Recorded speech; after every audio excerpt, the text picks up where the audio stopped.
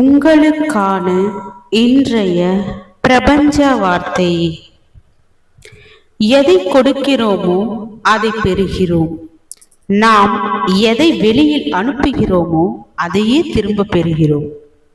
அன்பு அன்பையும், கருணை கருணையையும், தயை தயையையும், ஈகை ஈகையையும், வெறுப்பு வெறுப்பையும், துரோகம் துரோகத்தையும், பழி உணர்வு பழி உணர்வையும், வஞ்சம் வஞ்சகத்தையும், கோபம் கோபத்தையும், நல்லெண்ணம் நல்லெண்ணத்தையும் திரும்ப ஈர்க்கின்றன.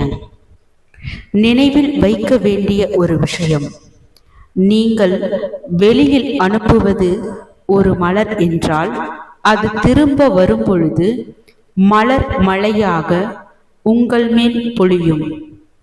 நீங்கள் வெளியில் அனுப்புவது கூர் தீட்டிய ஒரு அம்பு என்றால் திரும்ப வரும் பொழுது நீங்கள் கூர் தீட்டப்பட்ட அம்பு மழையால் துளைக்கப்படுவீர்கள். மலரா அம்பா தேர்ந்தெடுக்கும் உரிமை உங்களுக்கு சொந்தமானது.